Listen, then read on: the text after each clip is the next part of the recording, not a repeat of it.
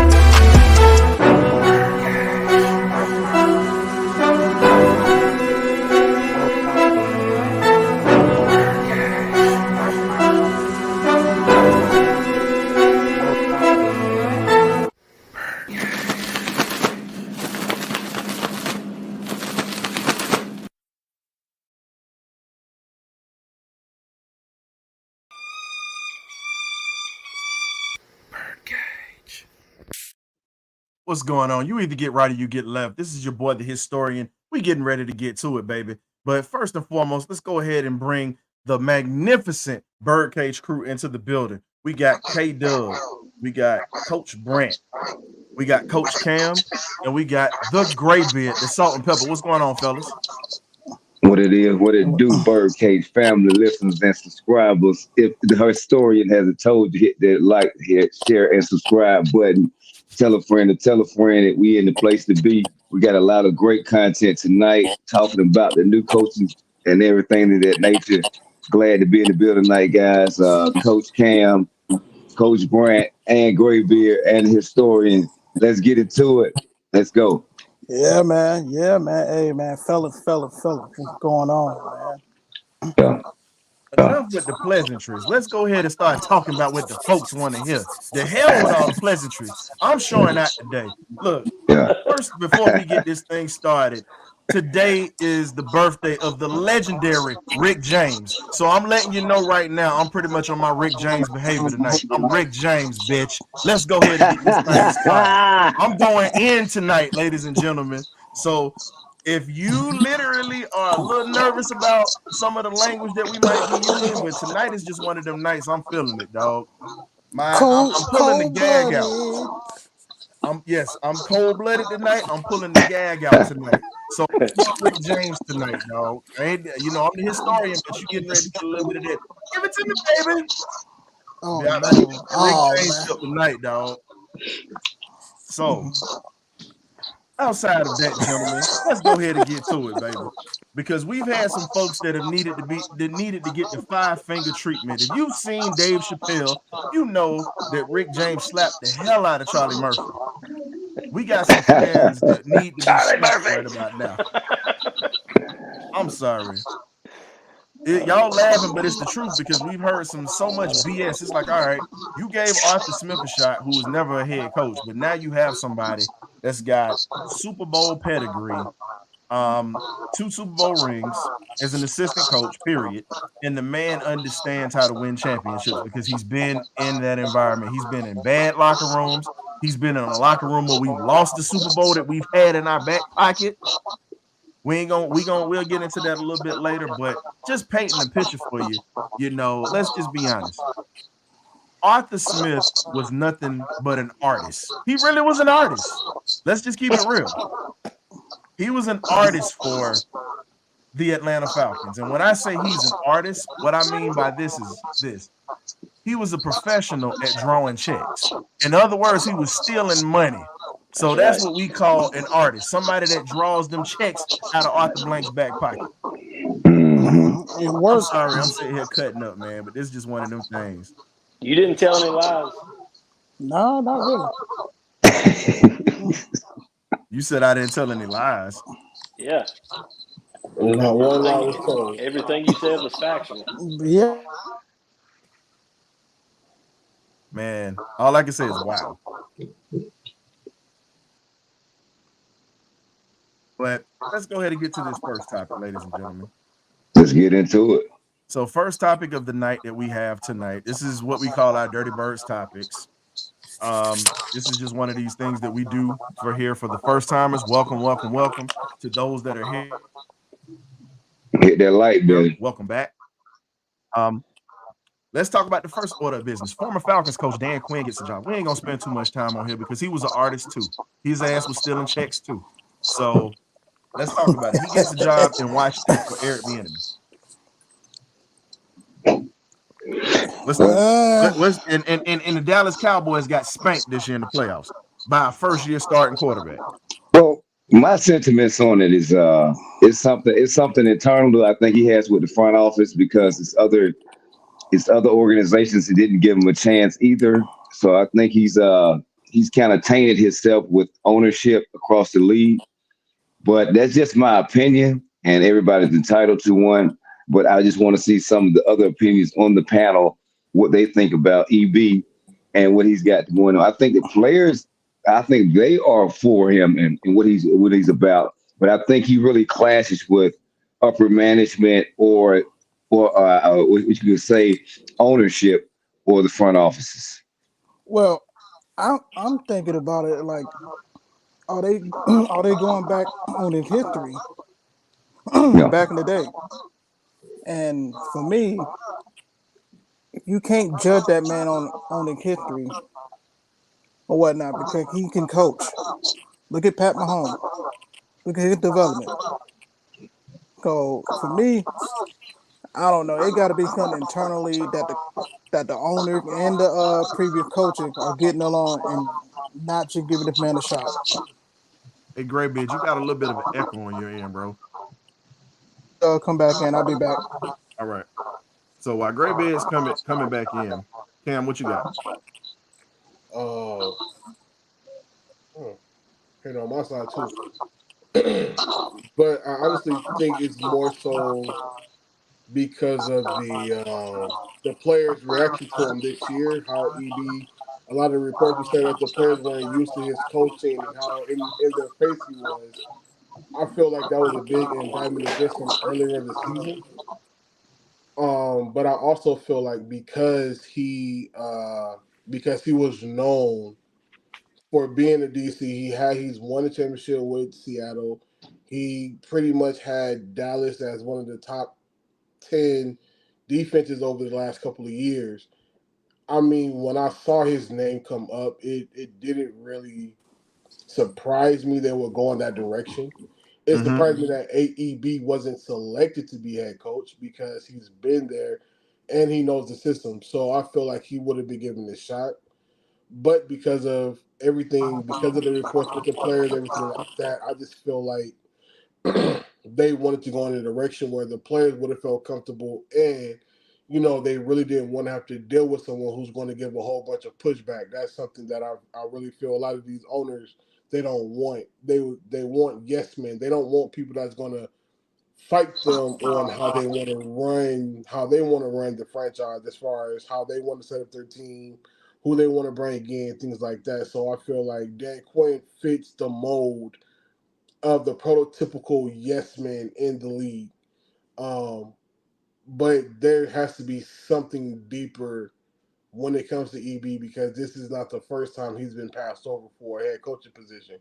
This has been going on for the last 4 or 5 years. So there has to be something way more that's not being brought to the forefront, that might be an indictment against EB as to why all these franchises keep moving past him and selecting lesser coaches, in my opinion, than giving him the actual position. Well, here's the thing that I've told everybody. I said, hands down, I think one of the things that have hurt him has been let's keep it a buck. You go back to his college days, he got in a scuffle on campus. Him and a couple of other Darius Hagens and a couple of those Colorado guys back in the day. That was when Coach Brandt was in college too back in the day, coming around that time when he was playing college ball, because Colorado was a machine at that time before Coach Prime came there and really kind of turned things around.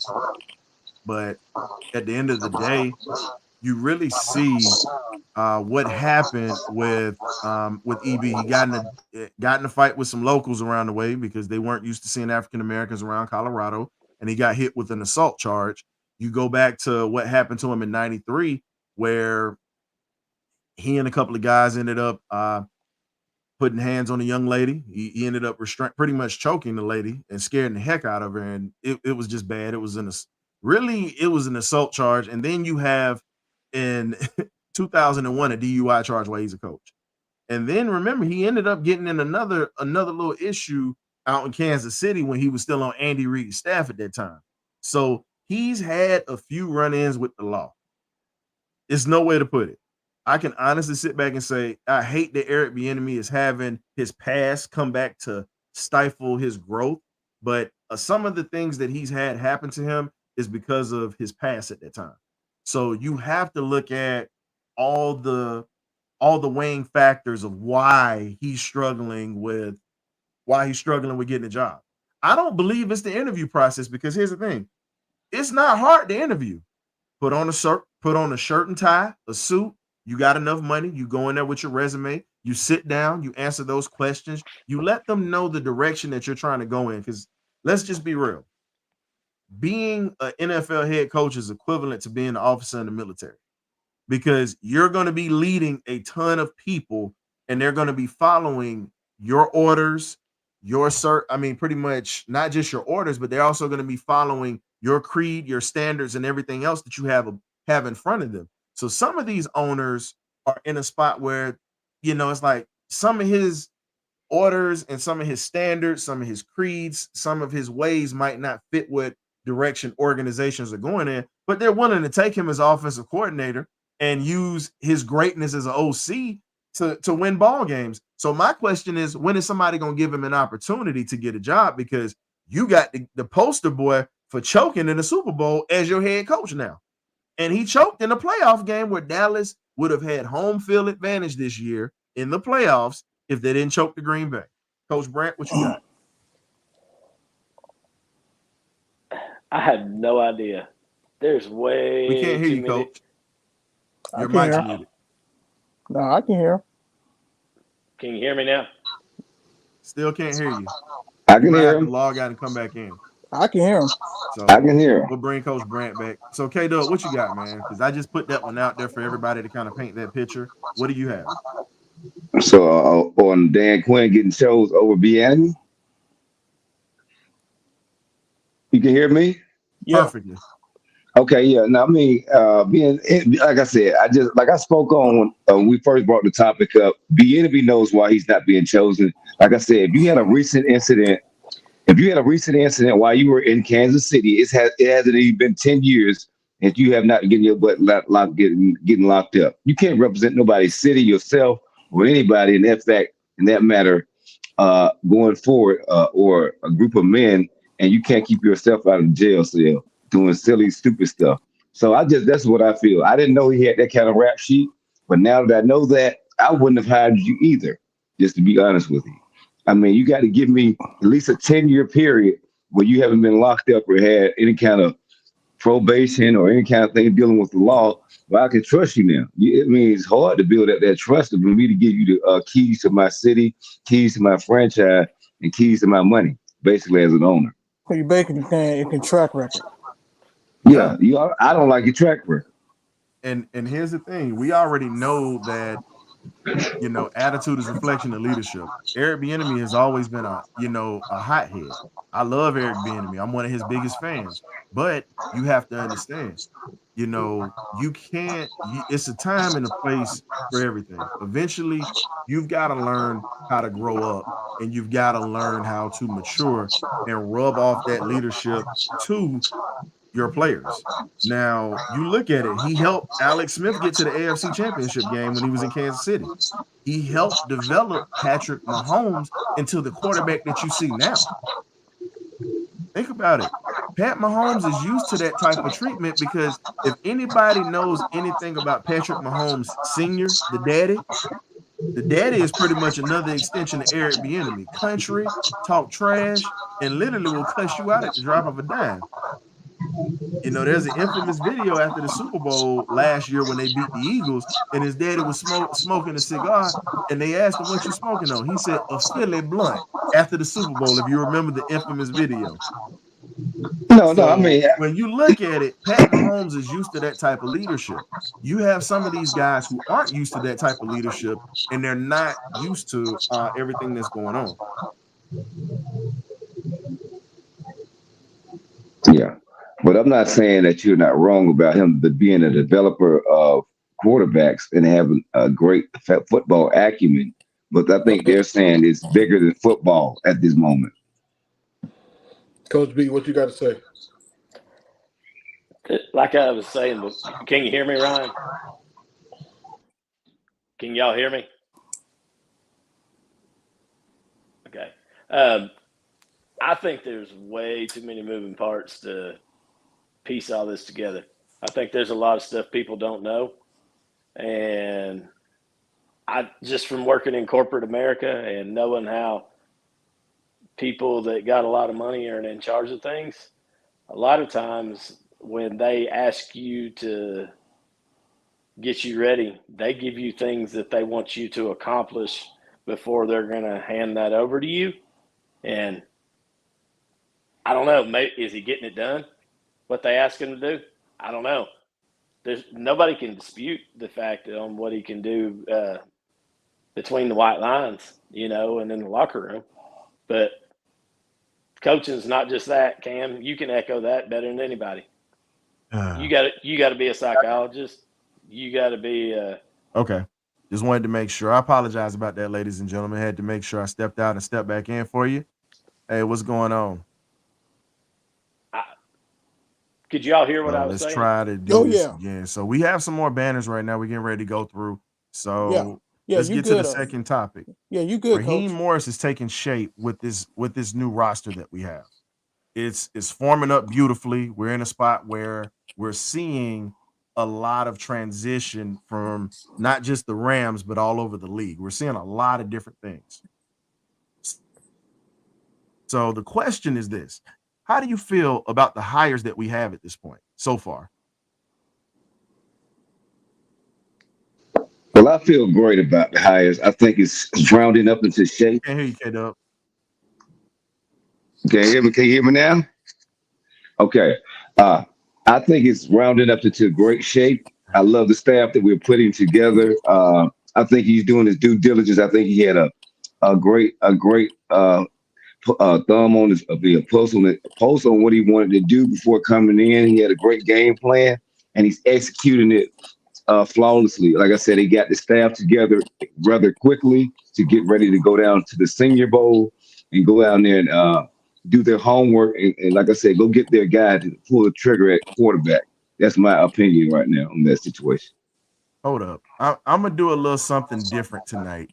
It's been a while. It's been a while coming, and we need to go ahead and we need to address this. So I'm gonna go ahead and try to help the situation out at this point. Okay. So let's go ahead and do it like this. So, gentlemen, as you can see, we have a coaching tracker on board. Yeah. I'm going to go ahead and maximize this so everybody can see this real quick. Give me 1 second. Finally, just finally able to use some new toys. Nothing wrong with that. Good stuff. Most definitely. So I'm going to go ahead and extend this for the viewers to see. So as you can see, we have TJ. We actually have TJ Yates as the quarterback coach. I think this should have been done a long time ago. 3 years ago. Instead of having him as a wide receiver coach, it makes no sense. No sense at all. Made no And sense. and here's my thing. When you have a guy that was an NFL quarterback, not saying that he was the best quarterback of all time, but the guy was definitely a solid quarterback in the league where he was able to have a job. Now, this is something that I'll never understand when it comes to everything. You pretty much see he should have been working with Ritter and any of these other quarterbacks that we've had the whole time. And honestly, you look at some of the other people that was retained. You had Dwayne Ledford. He was retained from the coaching staff, offensive line coach. The running game wasn't the problem; it was the passing game. And you have Michael Petrie, who's being retained, running back coach. The only thing that we have to work on now is really just keeping these guys in a flow because the running back room was very productive, offensive line was productive. We just need to get rid of McGarry's old turnstile ass. I told you I'm on my Rick James tip tonight, so y'all gonna have to bear with me tonight. Immediately. Get I ready. got My something. I mama, got all something I'm to gonna say say is this: about my that though. mama Hey, is gonna kill me tonight, but it's okay. I don't hey, mind. what you got, Coach Brent? I mean, our offensive line can be is uh is good. I think a lot of the problems our offensive line had with protection was because of our personnel groupings. We didn't give Yep. them any help. When did you see us keeping backs in to chip or to use Rare. slide protection? They It was rare. everything it it it just didn't make any sense. So Mm-hmm. I mean, how can you tell me that somebody can run block and be road graders, but they can't pass block? That's just as easy to do. I mean, it doesn't make any sense to me. If you can do one, you can do the other. Yeah. We're gonna So, see. I think we got a company coaching staff coming in. It may have just been coaching. So we're gonna see, man. well, I I mean, think what I'm getting at is I think it was more philosophy from Arthur Smith and mm-hmm. his personnel groupings, and they've already come out and said we're going to a different personnel group this year, which I've been saying since day one last year. We were putting ourselves at a disadvantage. We weren't using our assets. Yeah, I mean, we're going more 11 and 12 man sets. Cam knows what I'm talking about. well, Yeah. yeah. Here's my question: are we still going to be the run-heavy football team that we always been, or are we going to be balanced? I honestly believe we're going to be more of a balanced squad because you can, with the 11 man, you can run so many different combinations out of that set. You can still run your zone reads and everything like that, but it really involves your tight ends a lot more. So if we do keep Johnu Smith and Kyle Pitts, it's going to create matchups across the board for everyone on the field. So you might see more passing depending on who we bring in as quarterback. But I still believe this team is going to be run first, pass second. But it's going to be more of a balance. It's not going to be like an 80-20 kind of thing. I'm thinking more like 65, 55-45, maybe 60-40. But this team is really going to be, predicated on a run. I think Zach really wants to get Bijan and Tyler more geared, um, where Tyler's going to be the feature back and Bijan's going to be more of the cleanup guy. But honestly, it all depends on who comes in as quarterback before we can really try to make that determination as far as how this team is going to be led. But honestly, with him coming out saying we're going to run more 11 man, that just made me happy off the rip. Just knowing that the protections are going to be totally different and it's going to help the quarterback too. So that's going to make a world of difference for this team. Well, I mean, just rewind 6 years ago when we made, or 7 years ago, we made that playoff run to the Super Bowl. You didn't know where anything was coming from. You didn't. We had so much motion and guys getting in bunch sets and coming through and running misdirection. And San Francisco did it last weekend to oh God, who was it they played? I've lost my mind now. In the second half, you saw them get back to the old school offense, and they did it. And you started seeing those void routes, and you started seeing the short bootlegs, and they got the tight end, they got the fullback involved. You know, we got to get back to that. We were so vanilla. I mean, they didn't even give us a cone. We was eating out of a cup with them little flat spoons they give you in the cafeteria. You know what I'm talking about? That you pull the paper off of. That's what we were. It was bad. We were very vanilla last year. Well, here's something that I'm also going to get into. We'll bring that in there, and I see what you're talking about, John. But here's the thing: we have a situation where the Falcons are pretty much in a spot where it's just wow. All I can say is he's assembling his staff right now before he comes to Atlanta. And Orlando Ledbetter has been pissed off pretty much with him not having a press conference right off the bat. And it's the funniest thing. It's like, dude, let this man cook the way he wants to cook. He's not going to operate the way that you want. I get that you are an award-winning writer. You've done your thing. You've been with the Falcons for the longest. Now I'm starting to see why a lot of people don't like dealing with you when it comes to coaches and players, because you have to understand you're on there. I mean, yeah, you have a job to do, but let's just be real. You have to understand that they have to talk to you for you to be able to get money. So you need to understand, bro. Let this man operate the way he wants to operate, and then follow suit. Yeah, but like I said, I think what it is he's used to and accustomed to a certain way that other coaches have been here in the city of Atlanta.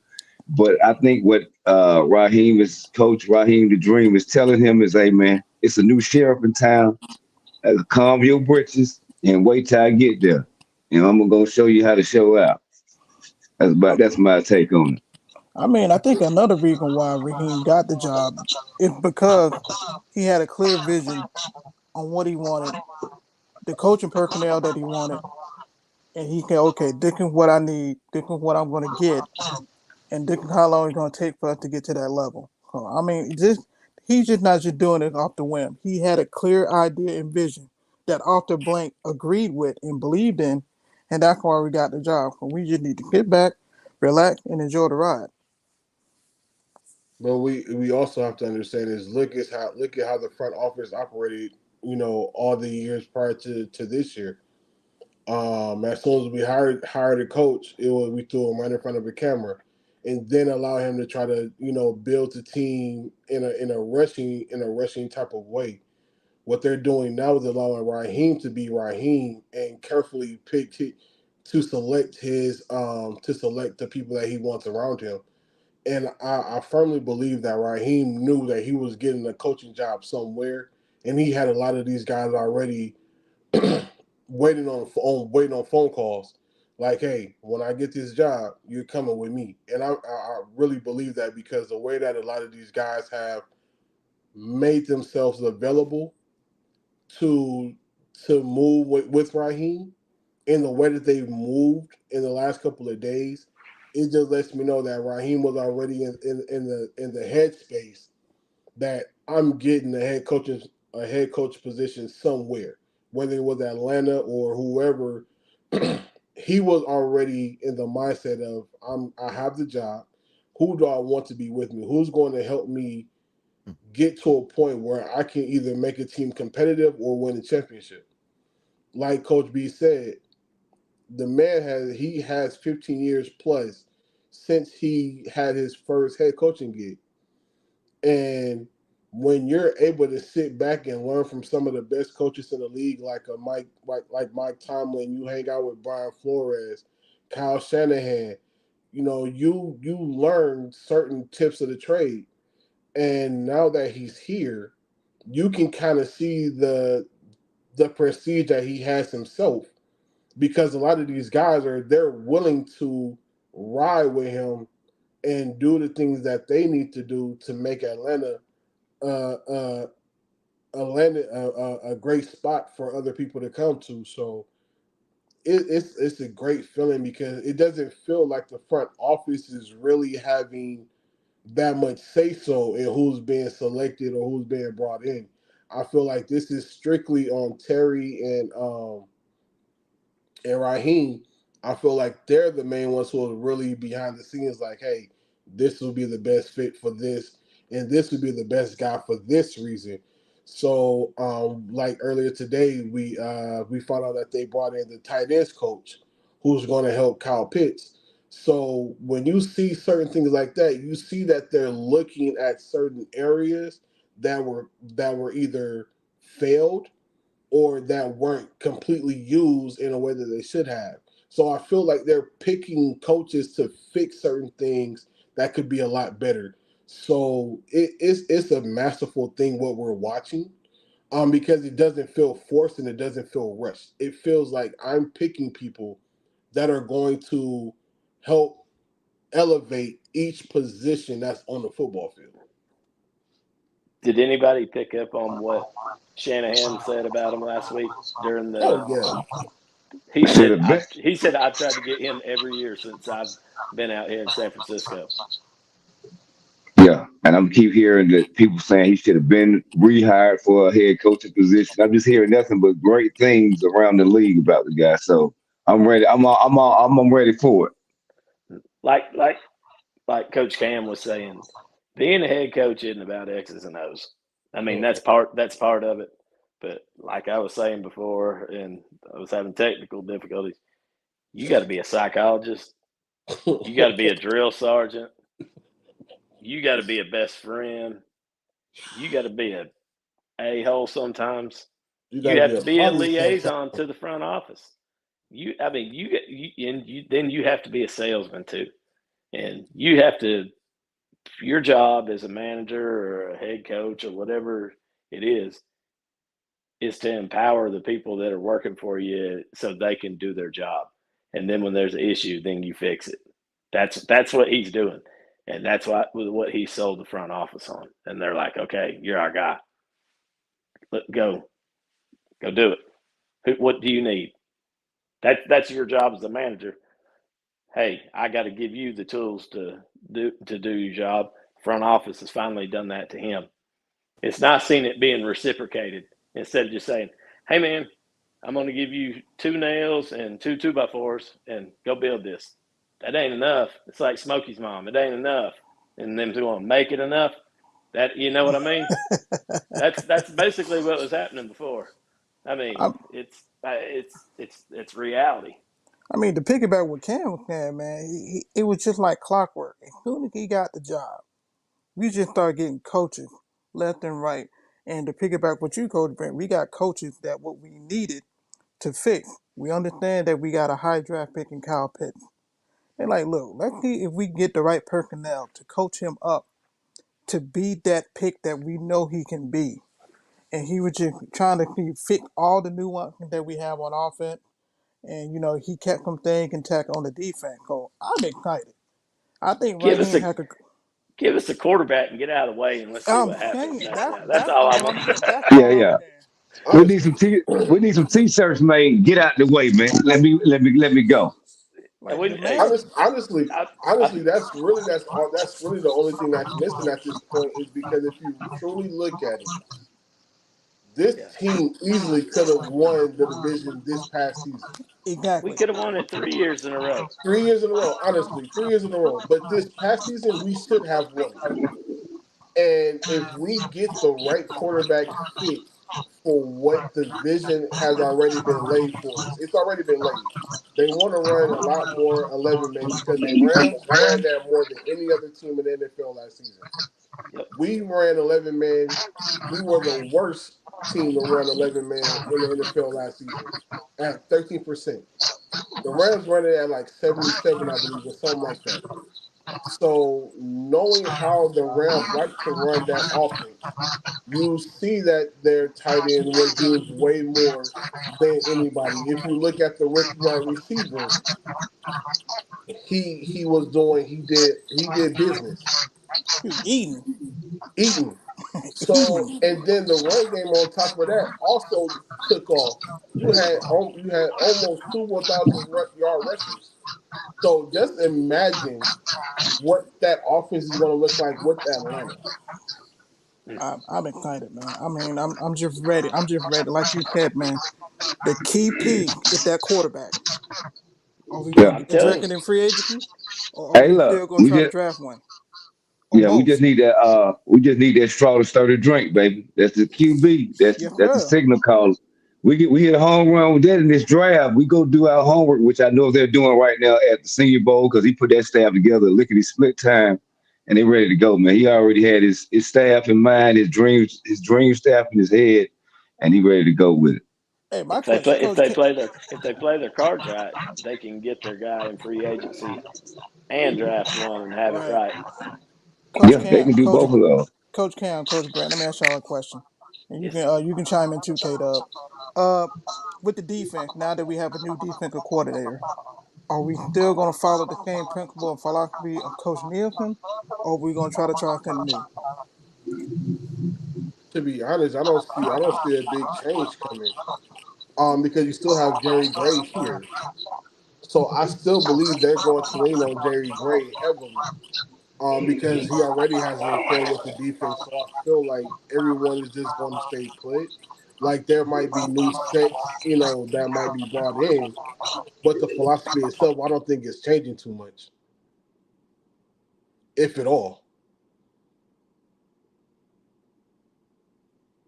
Well, hopefully we're not having that echo now. I had to kind of mute the mics or whatnot. I'm saying that somebody might have been turned up a little too loud or whatnot. But honestly, I'll just be honest, man. Just to get back on what we were talking about originally, um, it's all I can say is this here. This man is building a staff that definitely is going to be strong all the way around. That's what I'm saying. He's going to continue to bring in pieces that we need, and it's not going to be popular to mostly everybody.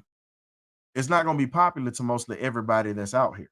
So for me, I look at that as an opportunity for some of these young coaches to get in here and actually do some things and learn from a guy like a Jerry Gray that we've retained. And Jerry Gray is somebody that was key for us to retain. Huge. He was key.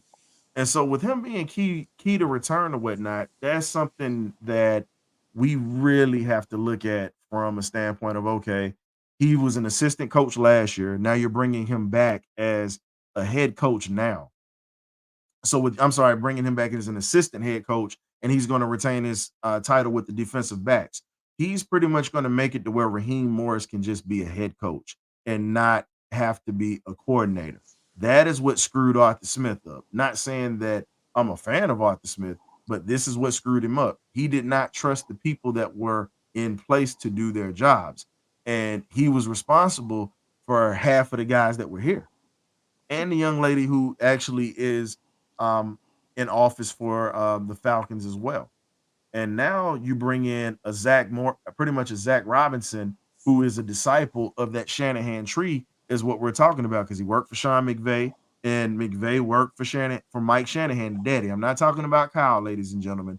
All these guys from Raheem Morris, Kyle Shanahan, Sean McVay, the nerd down in Miami who stole the job from Mr. Brian Flores or whatnot. You look at it, all these guys have head coaching jobs, and they're products of Mike Shanahan. Mike Shanahan definitely was a coach that was very underappreciated for what he did during the time he was in the league. Because you talk about the Denver teams, but John Elway couldn't win anything until Shanahan actually got him a running game and got him a solid defense. Terrell Davis, Shannon Sharp.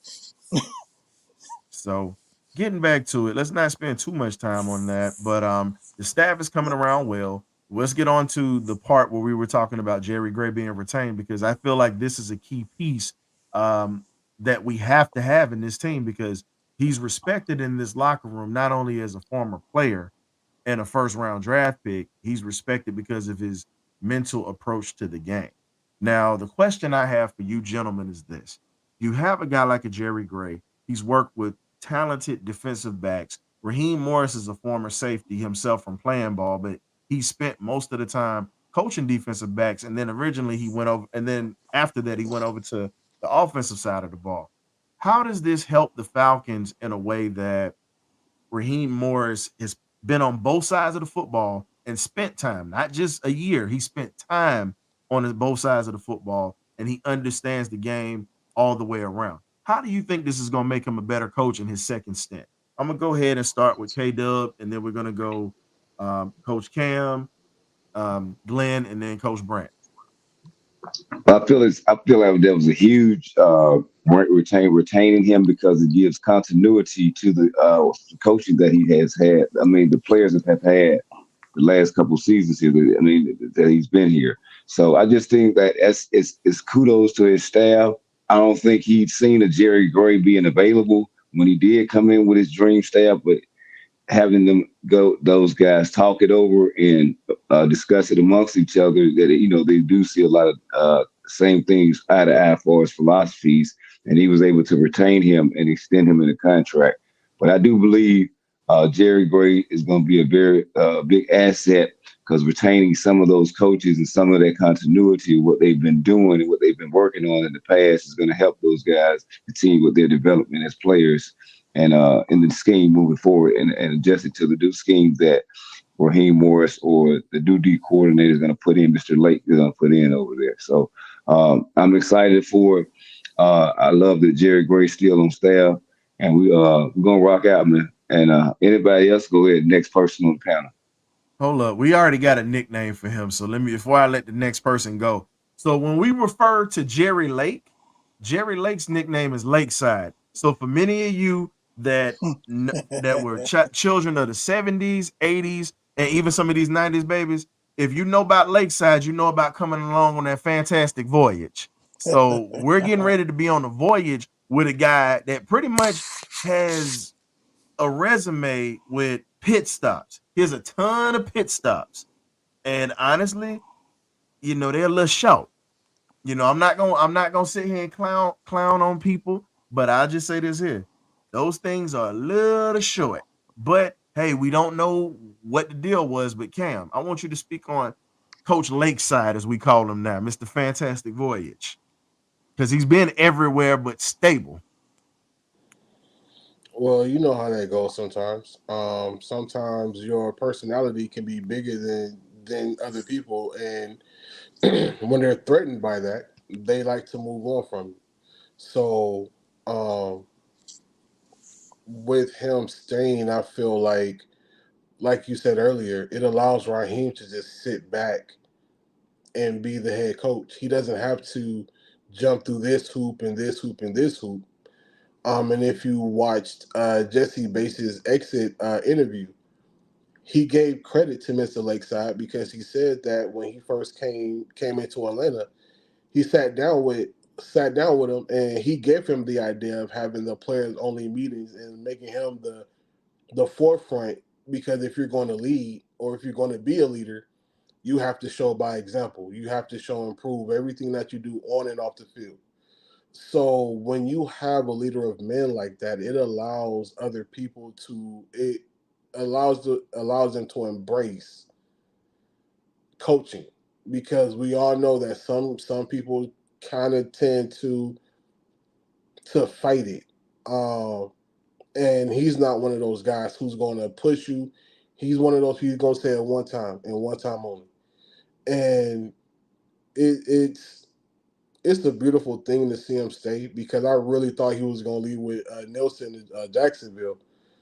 But I love this. I love that we're retaining him, and I love.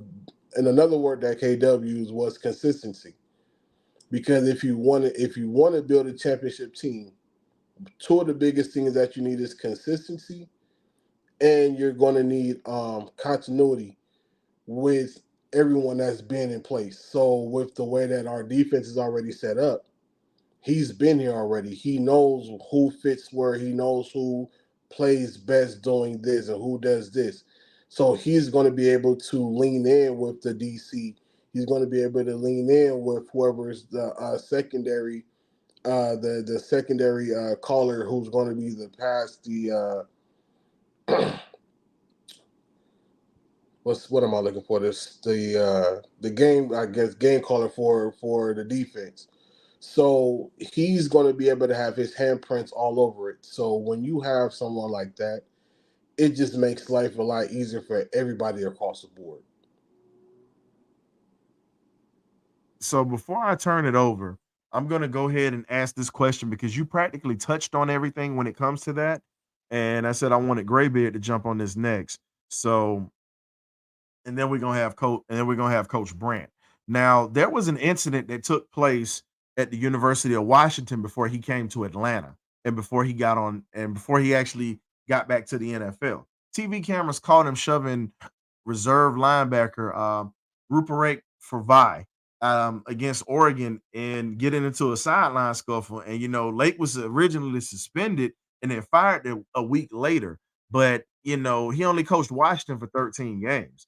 And that was during the pandemic year. And honestly, I really believe he didn't get a fair shake to get that program off the ground. And then they ended up going to get current Alabama coach Kalen DeBoer to take over once this gentleman was fired. Now, here's the issue that I had. You've had coaches that have incidents on the sideline with players. Coach Brand understands it very well because he's had them. Being a coach, Coach Cam has had them too with some of his players. But unfortunately, people were more worried about the camera catching everything. But this gentleman was a fiery coach. He didn't hurt the kid.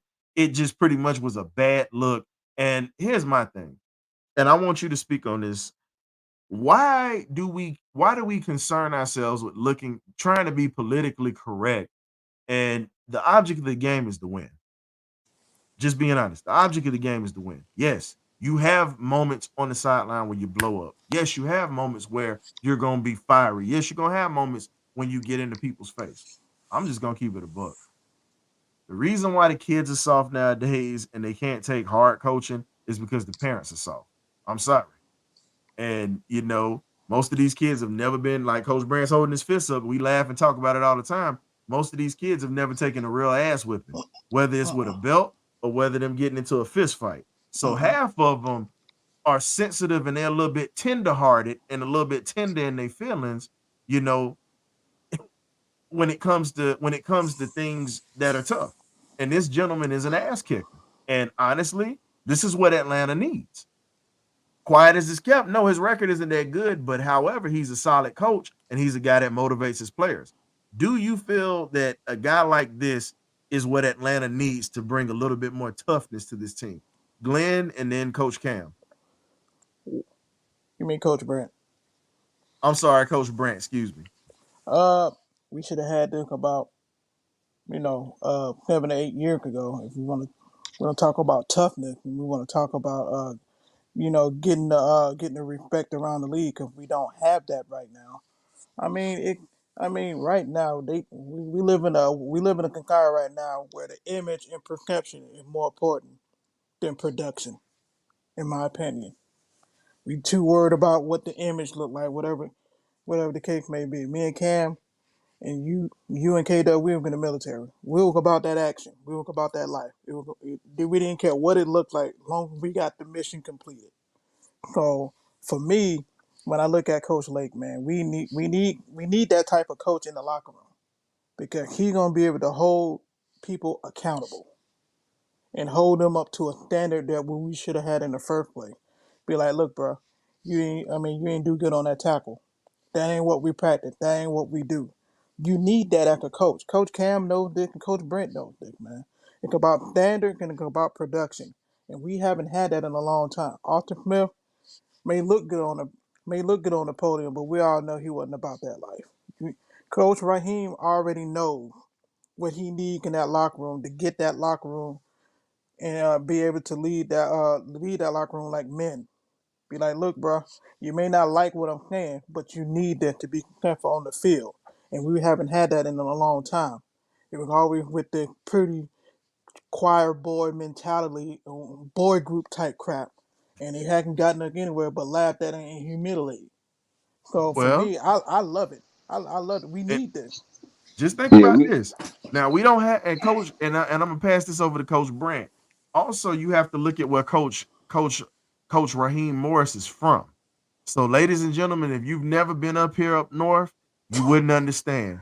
Raheem Morris is from Newark, New Jersey, right outside of New York. And if you've ever been to Newark and around the Elizabeth area, that is not a very friendly area for guys to grow up, especially African Americans. No, No, it is I'm not not. gonna throw race into it, but it's just what it is. And that area is just not a welcoming place. There's a lot of good things around that way, but it's still a place that's rough. So he's a guy that's from Newark, New Jersey. So he's gonna bring is what they say Jersey tough to Atlanta. Just being Shout honest, shout out to it's Island just Mike. something that Atlanta has lacked. As much as I'm a Southern boy and I believe in Southern pride, and I know that we come from different backgrounds and we come from a bit of a tough area and a tough era back in the days of Atlanta and certain parts of the South. Let's just be honest, man. When we went to that damn Georgia Dome, everybody got soft as fans. And I can tell you up front, man, this is something that you have to have. You have to have toughness to win ball games. And until they can get rid of this tenderfoot mentality, it's just what it is. Arthur Smith preached toughness in the pulpit, is what we call we say the podium is a pulpit because that's a sacred area. And he was preaching toughness, but he wasn't showing it. Yeah, we had some good games when we were running, but where was your toughness to finish out games? Where was your toughness to stand up to your players when you needed to? Guys play for Raheem Morris because it's pretty much straight dope, no cut. I'm sorry to ready. say it like that, but I got to keep it good. I got to keep it a little gritty for you guys tonight. Because again, You being told you I honest. had a little Rick James in my system tonight, so y'all got to forgive me. So, Coach, what you got? Unity. Well, I think you're going to have a really good mix with different personalities on the staff. So, and I think everybody will echo this sentiment when you're growing up. At least it was this way with mine. My mom would get after me and yell at me, and she'd tell me and swap my hind end, spank me, whatever it was. When my dad lowered his voice, I knew stuff was changing. He didn't have to yell. Sometimes you can lower your voice and get people's attention. So then I'm saying that with Jerry Gray. I think he commands that respect. He's not going to, Lake's one way, he's the fire. Then you got the ice. You got to have a little bit of everything. And like I was saying, Cam will tell you, I mean, everybody here has played. I had players that I literally had to hug and beg them. The other ones I had to ignore them. The other ones I had to tell them how good they were. So you got to have a little bit of everything, and all you can do is trust it right now and get out of the way. Like we're saying, K-Dub, that's going to be our new saying. Get Out the way and let me work. Get out the way and let me work. T-shirt. I'm For telling sale. you, 1995 on Peachtree. What you mean 1995? You ain't finna get cheap on that, man. That's $24.99. And then you got $5 shipping and handling. Hey, look. I love Inflation. the $39.99 in this inflation Now time. hold up. Now I ain't getting ready to Whoa, bust nobody's head like that. whoa. 25 is a fair price. For a t-shirt. Whoa. But let's talk. Let's dive a little bit into Jerry Gray. We got that good quality though. Now let's dive into a little bit of Jerry Gray real quick. So, as I said before, Jerry Gray is a former first-round pick. If you didn't know, played at University of Texas, is in the Texas Football Hall of Fame. Now, I have this up on the screen for you guys so you can see a little bit of his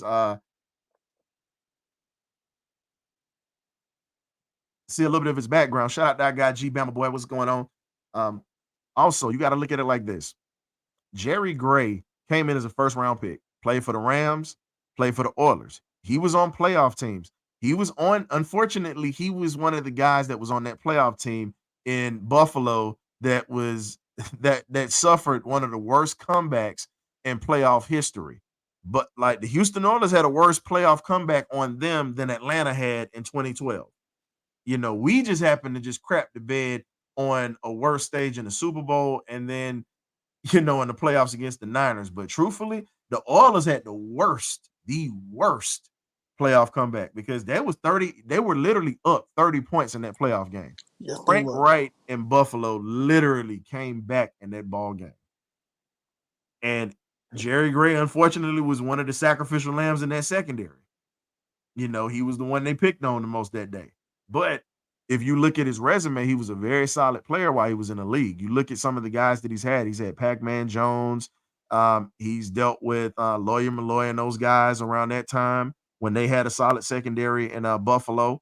You look at the Seahawks. He had the young Legion of Boom at the time in 2010. I mean, he's worked with some of the best secondaries in the league. You look at that Tennessee Titans secondary that he worked with when they went to that Super Bowl. He literally had some of the best players in the league under him taking his tutelage. So with the way that this coaching staff is being put together, you have some new school flavor with pretty much an old school technique. That's really all it is, because you have guys on this staff that are going to be old school like Jerry Gray. And these guys respect him in that locker room because he knows what they're feeling when they lose games. He knows what it feels like to be in certain situations with down and distance. He literally has gone through the fire and the gauntlets that these gentlemen have gone through. So bringing him back is very key to the success of the Falcons and having control of that locker room. While Raheem Morris has to earn the trust of his players, just like his players has to earn his trust, you have one solid voice in that locker room. That's his assistant coach, and that's Jerry Gray. All those guys on both sides of the ball respect that man. Nothing bad has ever been said about Jerry Gray. And he literally is going to continue to transform because Jeff Okudah literally was starting to become a bust when he was in Detroit. Outside of the injuries that he's had and pretty much getting beat, he comes to Jerry Gray. You look at the technique improve. He literally had better numbers than AJ Terrell this year when he was healthy. He had better numbers. And D. Alford coming out of Canada, think about it. D. Alford coming out of Canada, playing Canadian League football, still getting the speed of the NFL. Now he comes in, he got burned a little early in the season, but you see as the season went on, he and Clark Phillips III, they turned the corner. So when you look at what Jerry Gray has done, you keep a guy like that in that locker room. So that, to me, I feel like was outside of the quarterback situation we need to address. That was the biggest hire outside of getting a quarterback. That was the biggest hire, because if you bring in a whole new staff and these guys don't trust them, they're going to have to learn a whole new system already. But you're going to have somebody in the locker room that doesn't have familiarity with the players. Now you make Jerry Gray the bridge between this new coaching staff and, him and the 5 coaches that we retain. You literally have a bridge to this team. So the continuity is going to be there. And I apologize for getting on a soapbox, but I feel like this does not get talked about enough when it comes to Mr. Gray being an important part of this team. But I don't think you're being on a soapbox because, like you said, when you're bringing in almost 90% new people. They don't know the players. They don't know the coaches that were being retained. Who do you look to? You look to the person who's been there, who has the most experience, and that would be Jerry Gray at this point. He would be the spokesperson for everyone, the players as well as the new coaches and the old coaches. So he's relatable to the players. He still knows he knows the game.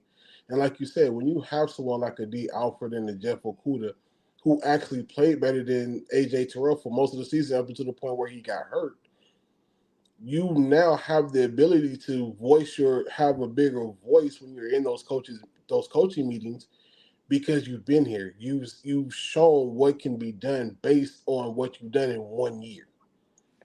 Hey, can I say one other thing? I think another thing that everybody's overlooking is what Frank Bush did with our linebackers last year. We have not had linebacker play like that in years in Atlanta. I mean, those guys were. I mean, we lost Troy Anderson, and everybody was kind of like, "Oh man, what's going on?" And we didn't miss a beat. We got better. Lando. Yeah, Lando I came on the mean, team, man. between him and Ellis, when they finally did bring an extra guy in Ellis, man, that dude, they got there. Frank Bush had those boys coached up, ready to go, and he's there. He's that's huge. You got your Right. back end, and you got your middle. I've always said there's layers to everything that you do, and you got 2 of the 3 layers covered right there. That's big. And I I mean, mean, and when you talk about that, right now, the one thing that you have to worry about keeping right now and getting together is your pass rush at this point. mm, You have to get your pass rush right because you got guys that can you got your back end covered. As they say, CYA, you covering your ass. They pretty much are covering. Now, can you help Grady? Can you help Anyamata? Can you help Calais Campbell? Yes, we have veterans that were on 1-year deals. Who do you bring back? Do you go get a new guy? Do you look in free agency and bring in Hunter from Minnesota? It's so many options on the table at this point. And you're gonna have money once you get your quarterback. I'm gonna go ahead and say this. To me, and this is my opinion, and this does not speak for anybody on this panel. This is Ryan, the historian Walker. This is my opinion, aka Lil Rick James tonight. I think KJ Black is one of the most important hires to this staff because he was an offensive coordinator on the college level, so he understands the passing game. He understands how to look at players and where to come from. Now, the reason it's significant to me, I'll go ahead and say this here. He came from an HBCU background, and I'm going to go ahead and pull up his stuff for you guys. And honestly, he was a quarterback at the HBCU level, and he literally came into the league after coming out of coaching HBCUs and not just coaching HBCUs, really developing and bringing in guys to the Rams offense that got these guys to the playoffs this year. One mm. of the best receivers that I spoke on. I spoke on him and I said Atlanta should have got him when they had a chance to in those lower rounds. It was Xavier Smith. I've said that for the longest. Xavier Smith had a very good year for a guy coming in as a third, fourth round pick around that time, coming into that Rams offense. When you saw a ton of injuries happen, he stepped in as a true rookie and he played like a professional. Steve Smith was high on this guy when he came out of college. If he'd went to any other school outside of Division II FCS level and been a D1 player playing in the SEC or the Big Ten or even the Pac-12, he'd have been a first round pick. No questions asked. He would have been a first round pick. Now, I'm going to go ahead and pull this up for everybody because we definitely need to dive into KJ Black a little bit. And I'm going to put this out for you guys. I posted this. I actually posted this on the page or whatnot. I took a snippet of it, but this is KJ Black. And he was a part of the Bill Walsh Diversity Coaching Fellowship, which allows minority coaches to have internships to start off, and then they work their way up in the NFL. And here you go. Here you go. He worked as a passing game quarterbacks coach alongside Zach Robinson. So you have 3 guys that can help develop a quarterback. 3 guys. And outside of that, you look at the development of the younger quarterbacks. He had John Wolford, Bryce Perkins, and unfortunately, these guys were banged up. But if you look at it, he was a MEAC guy. He served at FAMU for a while. So he was with Xavier Smith when he was a young player when he came in. He was, he got to see a lot of the talent that we've talked about coming into the NFL from the HBCU level. Coach Prime just put a spotlight on it, but this man has been developing guys. So when you look at it, there are a couple of guys, and I can tell you right now, there's some offensive linemen right now that are coming out that's going to be playing in the HBCU Legacy Bowl. We're going to touch on that a little later, but they're going to be coming out, and they could actually be McGarry's replacement, and you can get them for pretty much pennies on the dollar. That's what you can get them for to start off with.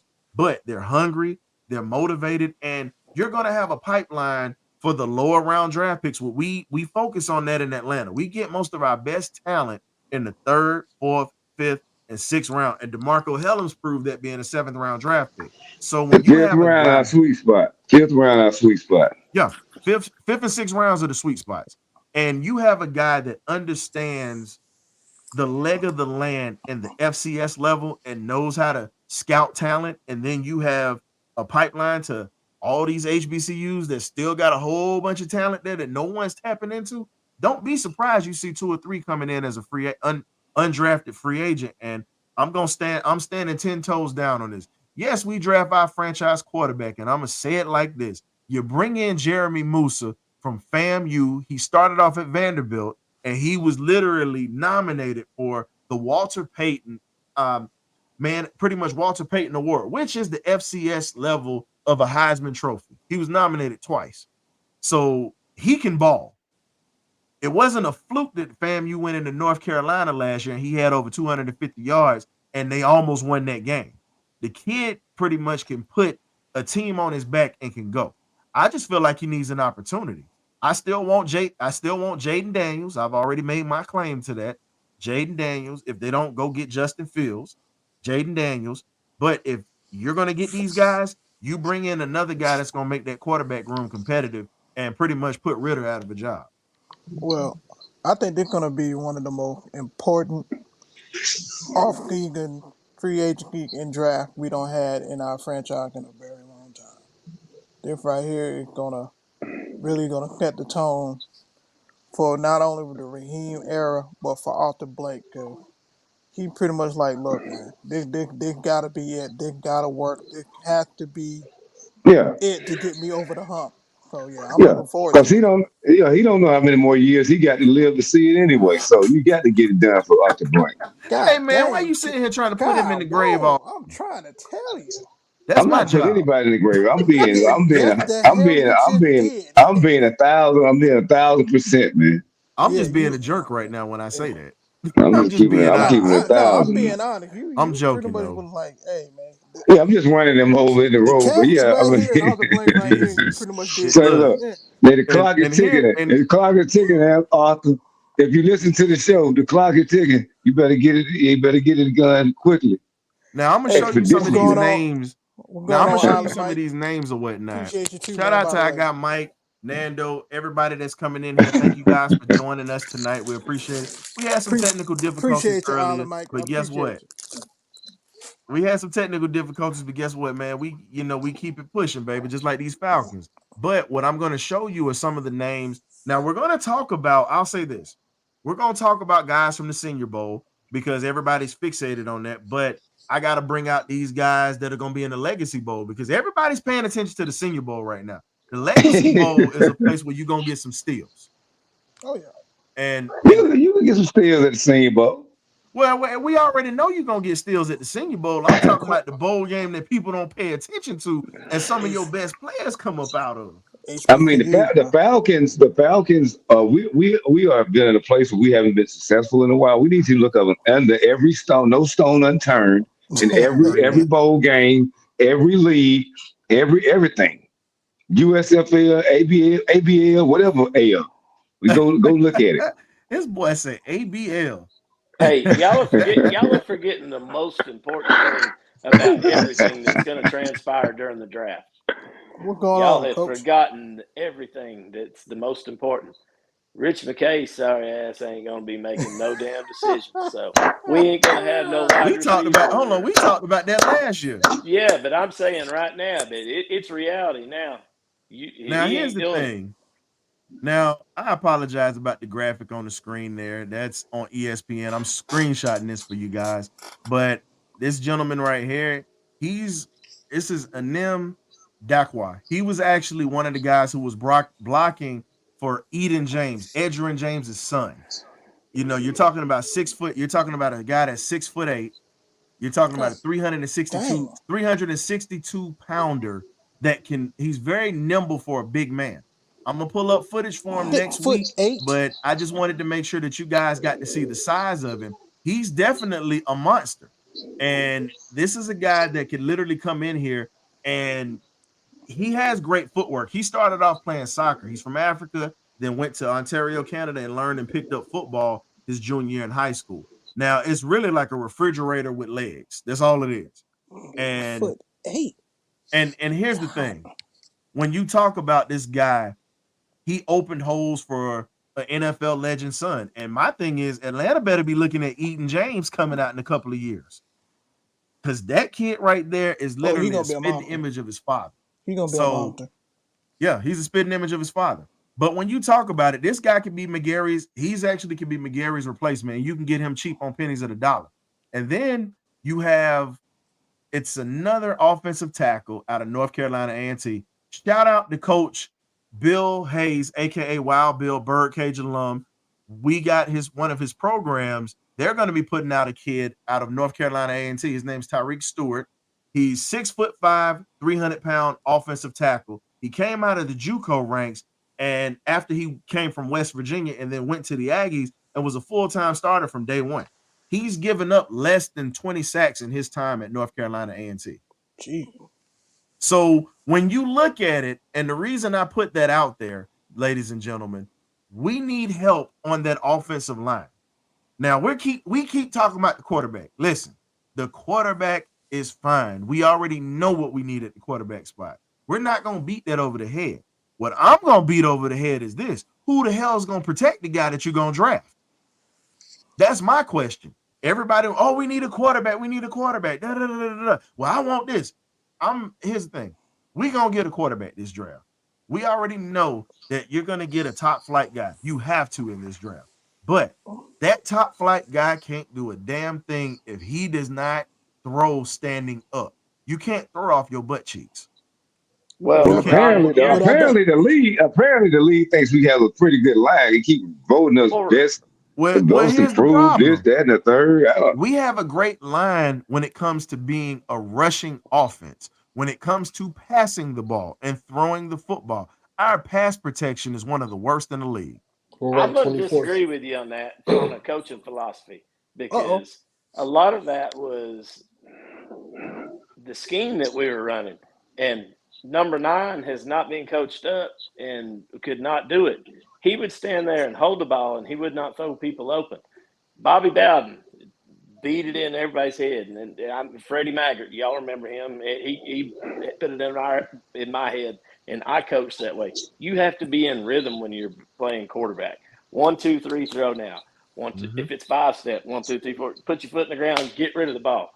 You have to have a timing element. We weren't doing that. How long do you see Brock Purdy holding the football? Not long. 2 seconds back. Less than 2 seconds, about a half a second, and it's gone. That's what's going to happen. And you're going to see a lot of the. You're going to see. Everybody has their own terminology, but what I call hold up, just this got blasphemy. No. I'm gonna do this again for you. Baker Mayfield is not leaving Tampa. You are trying to put Baker Mayfield in Atlanta. We do not want him. That's a turnover machine waiting to happen. Man, Baker Mayfield. Sir. But what I'm getting at, you're going to see a lot of your slide protection, like what Shanahan used to do, and even what McVay does. And it happens what I call 60 and 61 when you fit up off the backside, and it's move your feet, get rid of it. Even you don't have to be a 4-3 guy to play quarterback and run the ball. All I need you to do is make a decision and go. Get me 3 yards. Make it second down and 7 instead of second down and 13. Give me a chance. Tom Brady, Peyton Manning. Yeah. And what I'm gonna say is this, because we're gonna open this up for some of the fans to come in here and really chop it up with us for a few minutes before we wrap up the show for tonight. So I'm posting the link right now on YouTube. I'm going to post it in Facebook for you guys. So if you want to come in, I'm definitely going to let you guys in tonight to talk with us. But I'm going to say this, and Coach, you were speaking on that, because the man that really started the technique, because their offensive line was undersized, he's Birdcage alumni too, and he worked with the original Mike Shanahan up in East Illinois, and they won a national championship in their first year out. So I'll give you this. Dr. Joe Thomas, who was on the show, and won 5 national championships at Hampton University, was a rival of Coach Bill Hayes, and he was a protege of, last but not least, we're going to have him on the show pretty soon, Dr. Willard Bailey, who was one of the best coaches in college football at the time. So all I'm saying is this: that man started that technique of that, pretty much that spread blocking scheme, because of the fact that their linemen were undersized and they were playing against bigger guys at that time at that division. And you're talking about a school in Illinois playing teams in Nebraska, Oklahoma, Texas, and all those places. And you already know how big linemen are in those Midwestern states, those darn Cornhusker boys. Not cornbread fed, Cornhuskers. But at the end of the day, you've got to bring in personnel that's going to fit your scheme.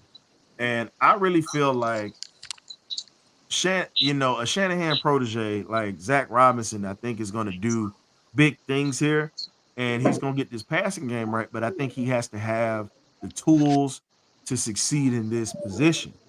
And again, we got to see how this draft goes before we start crowning this team and really heaping praise to Raheem Morris. I think he's had a solid offseason assembling good names and solid names in his staff.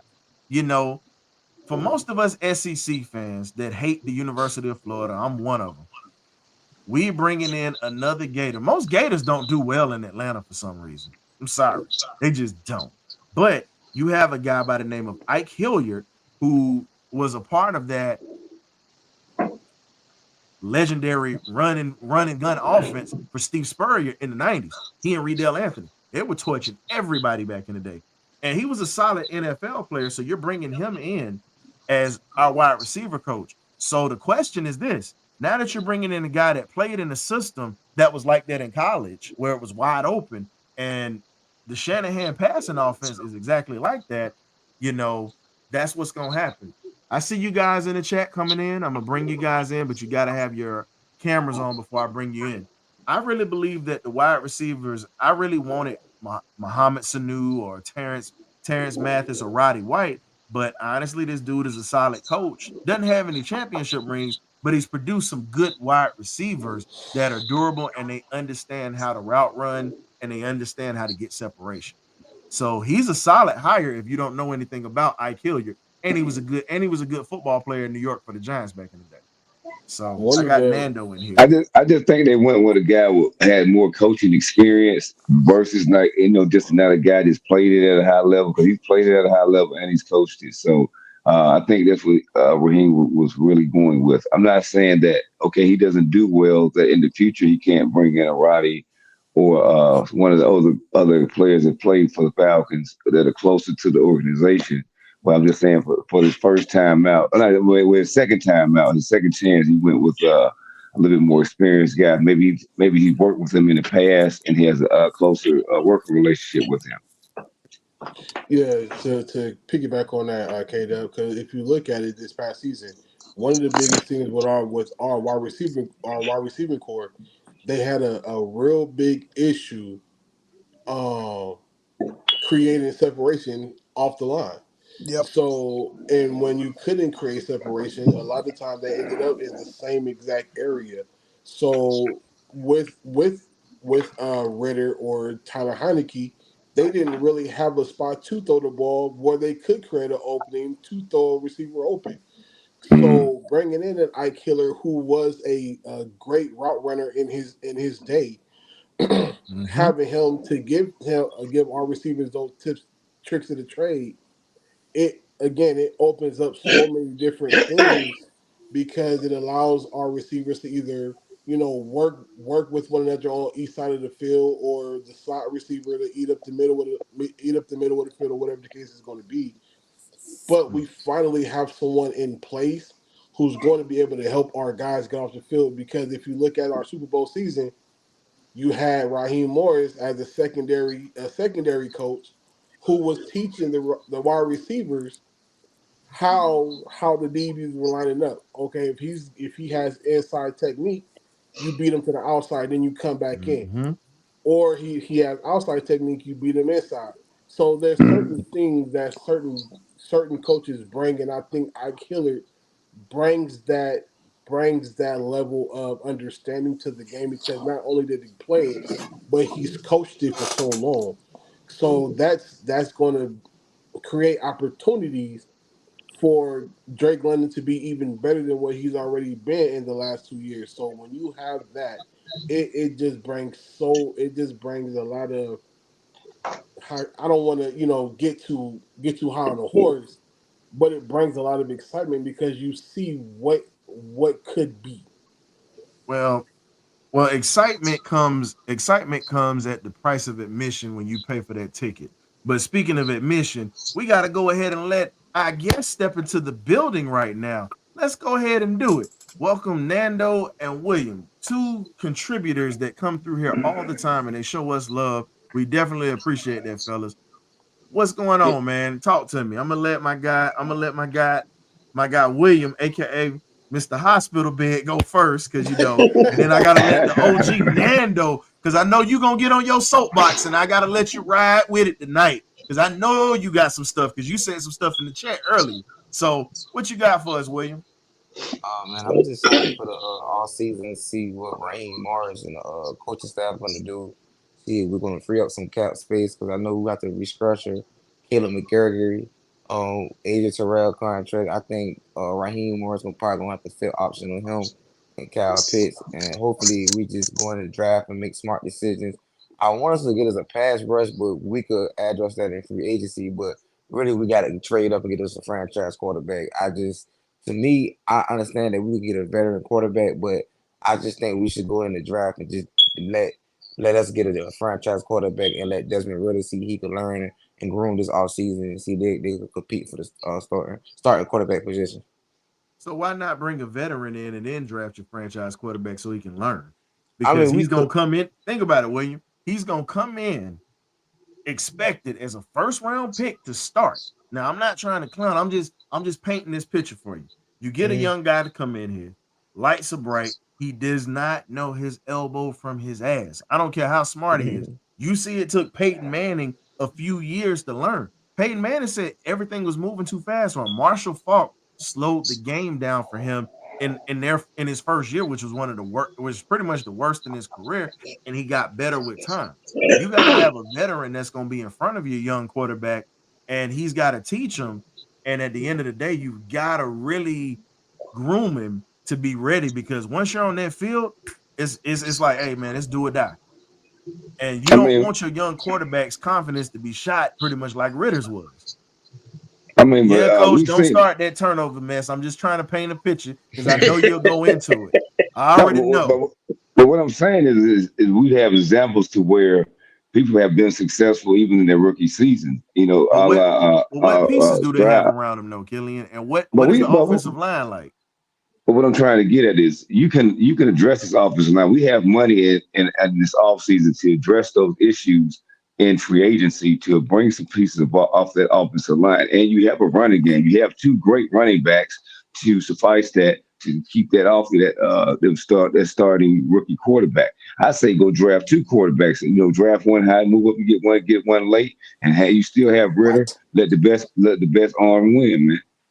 Ritter ain't that dude. Now you said we can address that offensive line or whatnot. Now here's the thing: it's one thing to bring. What are you shaking your head to? What are you shaking the head? What he said no to? No, hold on, Cam. I know what you getting. I already know what Cam going. You can bring in offensive linemen, but the thing about an offensive line, and Coach Brandt and Cam will talk about it, and all us that played the game at one point, we know the offensive line is the heartbeat of a team, and they have to be able to coincide and they have to be able to gel. You can address it on the books. That's nice. But if they don't have any continuity and they don't work together, your quarterback is still good as dead, and your running game. So you have to. But that's any line. But that's any line, though. That's any line. And here's the thing: you draft a young quarterback. I get it, but it would be better at this point to bring in a veteran and then have a young guy, and don't put Raheem Morris in a situation where he's literally plummeting. Because he's already in a solid spot. We want the man to succeed. I don't mind a veteran. I just don't like the veterans that are available this offseason. That's just my opinion, I don't mind having a veteran. Well, K-Dub, here's the thing, man. How you think Desmond Ritter would have been if Matt Ryan would have been here for one more year? I mean, we've already I'm just saying though. I mean, I'm just trying to get you to But understand remember, Matt the wasn't here power. when he came. Exactly.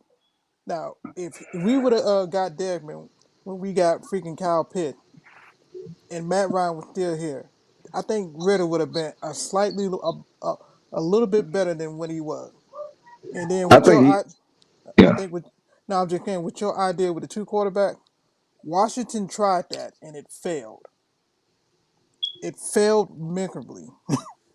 You got freaking RG3 killed, and you thought Kirk Cousins was the chosen one, and then what he do? Franchise tagged him twice, and he left. Nah, RG3 still twitches about Willie Moe hitting him. I'm trying to tell I you. mean, you're gonna have And it that. wasn't even. And You're gonna honestly, the have the. worst I hit he mean, took was when you're he gonna have blew to his have. knee out in that playoff game. That was the You're worst gonna have. knee. That was Yeah, the worst hit he took. that was But you're terrible. gonna have to have. When You're Willie gonna have to Moe have. hit him down there, that dude, he had snot bubbles. He was looking out his ear hole. He ain't been right since then. Nando, But Yes, sir. you're gonna have to have competent arms in the room anyway. That's how I Oh look at yeah, it. yeah, You know, like I yeah. said, it but didn't work. It didn't work for the Washington Commanders, but it could work for us. What I'm saying is, you got to have arms in the room to develop. We're gonna Right. develop somebody. Let's go ahead and start developing. We're not developing any veteran. We're just kind of wasting time trying to figure out our quarterback situation. We have to go ahead, believe in what we got going on. It can work as a rookie. Stroud did go to the playoffs as a rookie. It can work. Agreed. Matt Ryan went to the playoffs as a rookie. It can work. but wait a minute. But what did Stroud have though? I'm not saying we can't. But you're not saying that our offseason is not over with. You don't know what we're going to put around this I'm future not. I'm not even quarterback that Yeah. we're saying. going to I'm pick. just asking because I know Nando gonna jump on this because he jumped on this earlier when I mentioned this. So I'm gonna Nando, be quiet. Let Nando get in there, man. step into the stage, man. What you got, brother? Hey, yeah, shout out to the Birdcage family, Coach B, Coach Cam, and Will. I just want to say, man, they got to pay Nate Dogg his money. Number one, he deserved that money. Absolutely. Mm-hmm. Yes. No, number two, that bowl game you talking about, that big guy from that HBU, that needs to be McGarrett's the turnstile replacement. We got to get that turnstile out of there. Oh, we Thank tired you. of being at 5 points now, and we got to run for the train. Now the train down there, he just laid out. But my other thing and my take what K Dub is saying though, that whole QB room got to be blowed up, man. I could say you demote Ritter. You know, we got the coaches in there now, like Big John been hollering all these years to develop a quarterback, right? So you do get one veteran, but you need to get your Jaden Daniels. You got to get him. If you don't get him, we slide back with 8, trade back in the late first round and get Penix. Those two Here's the question I are the got for guys you. to get. What if they're I gone? don't think Penn is going as late as y'all think. That's what No, I'm saying. Be What honest if with he's you. not. He's Nando? not. That's what I agree. This is what me and K I, Dub was I, I give talking him. about last week. I give him anywhere from 14 to like 21. I don't Bro, think he's he's gonna gonna be be gone there. in the Fair. I don't top think he's gonna five. That's be there. fair. I That's don't think He he's ain't gonna gonna be be there. there. That I'm being honest with you. medical red shirt is gonna slide him back. Trust me. Yeah, them ACLs injuries. Yeah, Yeah, yeah. I ain't because y'all know that I think he might go with Las Vegas Raiders. You got Tampa, and he might go to Minnesota because Minnesota need a quarterback too. Yeah, Yep. So that's what I'm He saying. gonna Those go. three. He gonna I go think one of early. those like 21. He gonna go earlier than the experts think. Trust me. Watch this. You gonna And find out. He's showing shout out out to down there that same month. Now, we see you, not buddy. now. The three important hires. What Mars did. What Raheem the Dream. Shout out to Raheem the Dream, man. We got to let Shout him out to spin right another here, record. Dream. We got to let him spin another record. I'm ready to get out there and tick and dance some more. Doggone, The You ain't most heard that doggone, term ticking in a beautiful long time. Falcons is uh, coming. uh, uh, um, Helen should have been on the field at day one. He showed that. He made impact.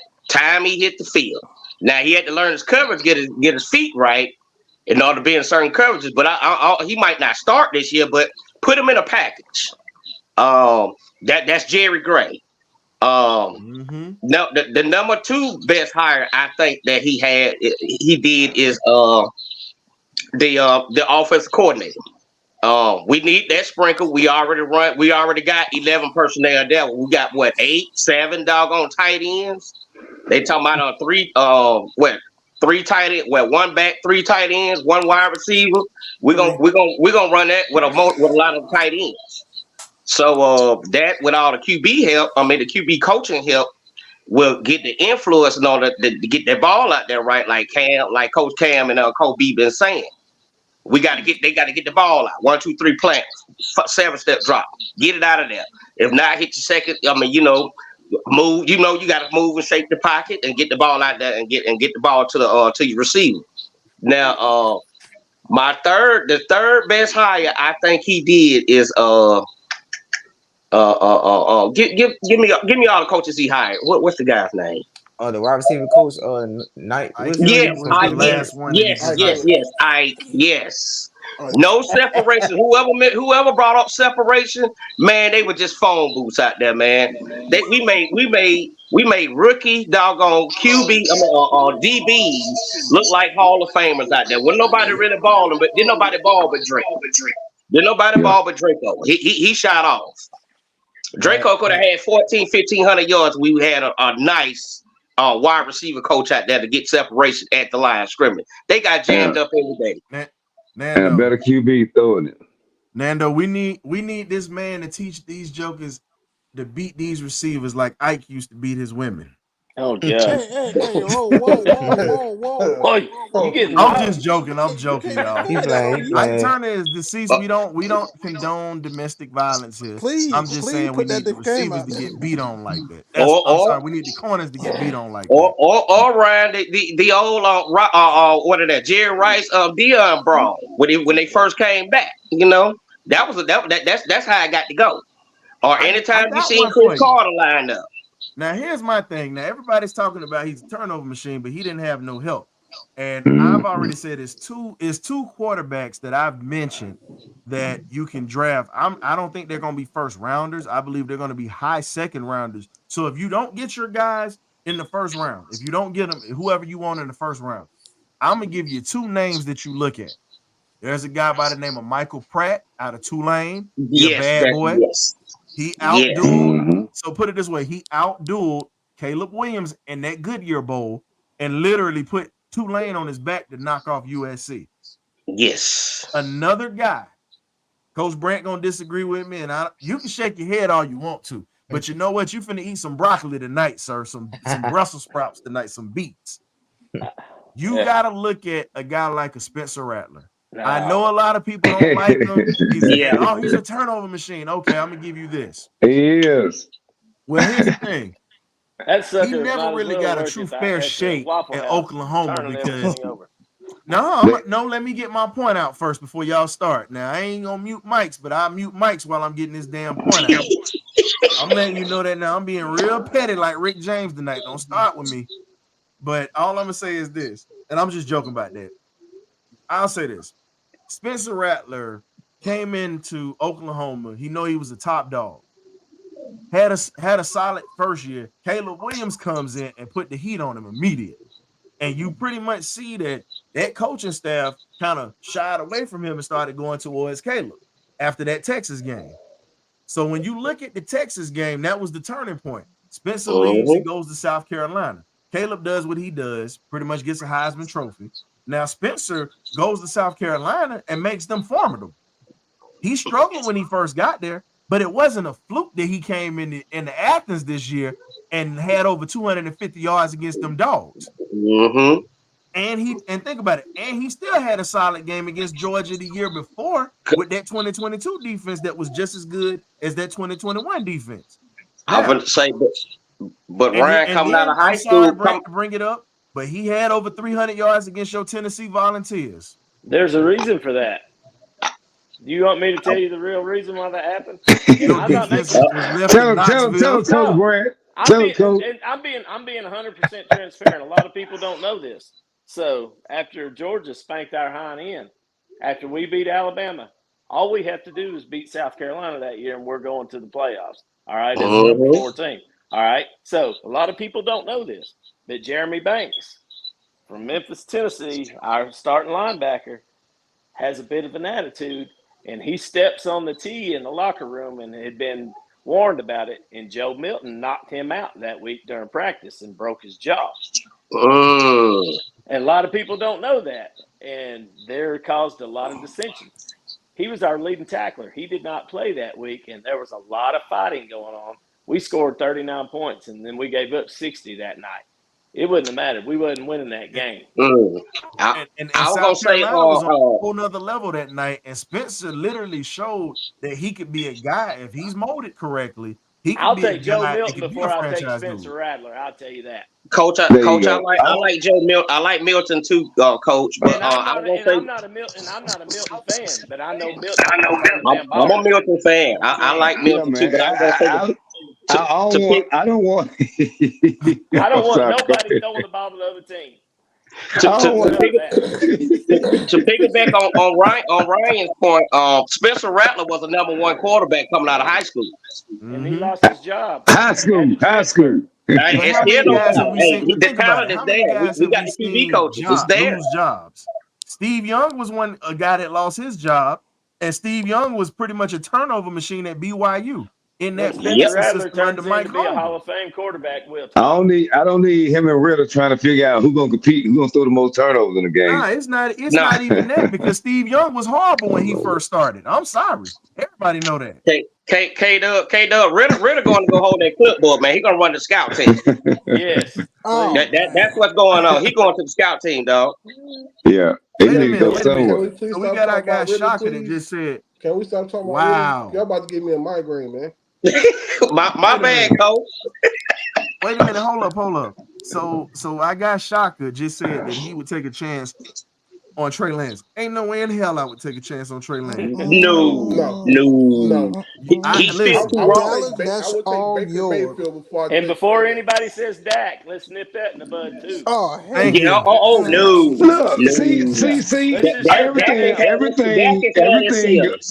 Dak selling this guy. That's it. Dak is at his seal. That's all you gonna get out of him.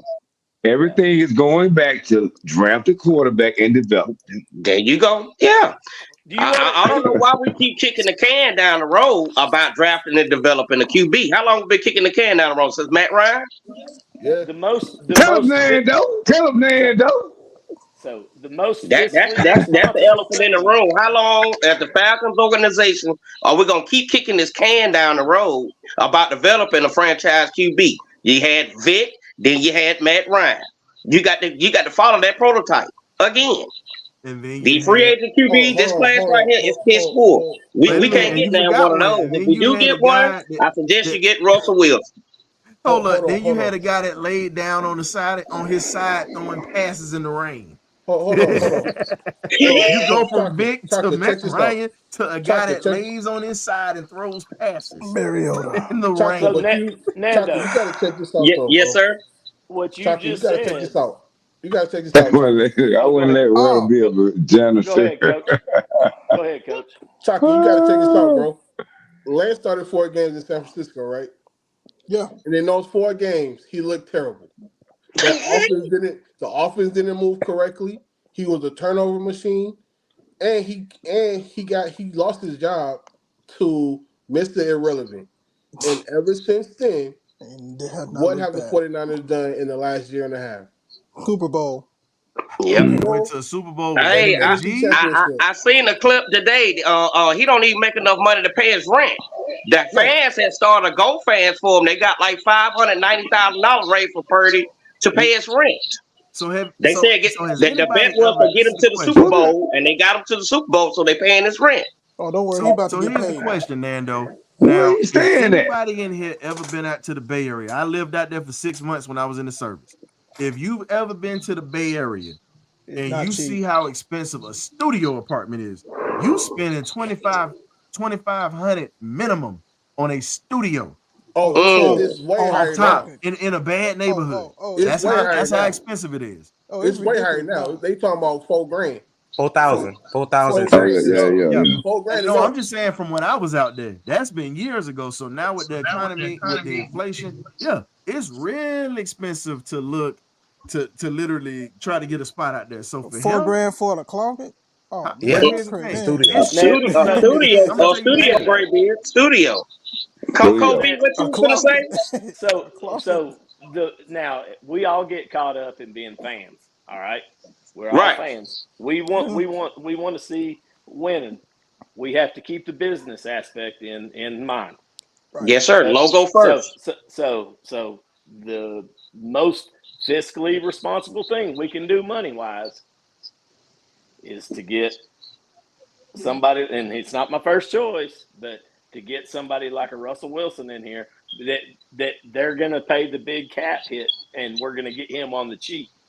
All right. Then you draft your Jaden Daniels. You trade up and get who you need to get, and you let him play under him, and then you cut it loose and then go after that, in my opinion. Now, that's if we can't get a Justin Fields. If they want to do the deal, you go get that man and bring him home. Let's go. Yeah. Justin Fields first.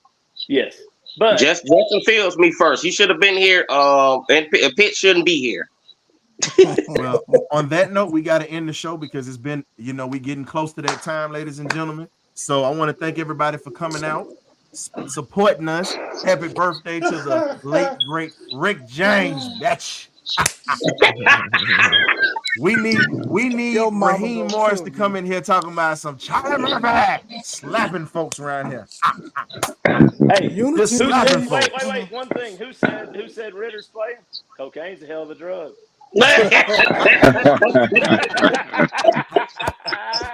Hey man, we got to get up out of here, man. Shout out to I'm going the to bed. magnificent Birdcage crew. Thank you for coming in here and spending y'all evening with us. We definitely appreciate it. Normally we don't go over, but we had some sound difficulties, so that's why we went over a little bit tonight. Shout out to our guys, Nando, William Avery, aka Mr. Bed. That's your nickname. We calling you Bed now, because you're the only dude to call us in a hospital bed, bro. We're not We gonna calling call you him Serta. bed, Serta. No, I'm good, man. I'm back. You I'm, calling you nah, Mr. Bed. I'm back to 'cause y'all- working. Hey, I'm back to listen. working. So he said, I'm back on my we're glad grind. that you healthy, but dog, you called us in a hospital bed. If I don't know what dedication is, dog, you know what? Let's represent for the bird, You know what? Jay, right I'm gonna here. do this He here, had to bro. get that word out. He had to get that word out, Ryan. Man, He let me had to tell get you, it out. Nando, for that type of dedication, William, I'm gonna tell you this here. You shoot me your address, I got a Birdcage package for you, dog. Just because you Yeah. You stayed you. down. Shout out to Twin Birdo, told me. 95 North. Shout out to Birdo. Shout out, Berto. Birdo. Shout out. Kicking Birdcage Hold on, is Scoop, dog, definitely you the sick of pit shutting in the building.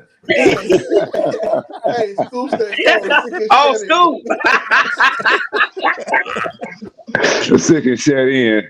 Hey, man, we gotta get up out of here, man. He said either you sick of shut in or you missed the FMLA, one of the two. Yeah, what's the Hey, FMLA? look. Hey, we That's got the number Family love for you, Medical man. Leave Act. We got number love for you, though, Will. Yeah, number love though, Will. Yeah, Oh, stay yeah, up, one boy. love. One My love. mama had chronic asthma, man, so I know what you're dealing with, bro. Just stay strong. Oh no, Most I had definitely. I had pneumonia and sepsis, man. But thank you, grace of God. Oh, I thought you had asthma real bad. Cause I'm like, He told us he had pneumonia and he called in.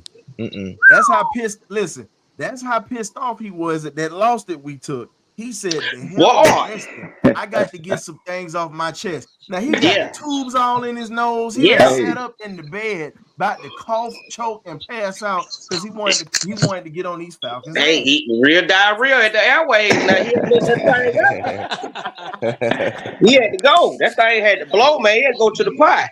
Yeah. Hey man, y'all Hey, check look, us, hit that like button. Hit that like y'all button hit out that there. like and subscribe button, man. Y'all check us out next week. better. And here's the thing: we're gonna probably try to start doing some shorts in the off season when some things happen. We don't do too many of those, but we're gonna try to start. We got some hot interviews coming up. We got a former Florida State running back from back in the day, played in the league for a little bit. Got some other surprises that I'm not gonna leak out there, but we got some interviews coming up this offseason, man. So you know how we get down, man. You either get right or you get left. It's the Birdcage. We out. We out.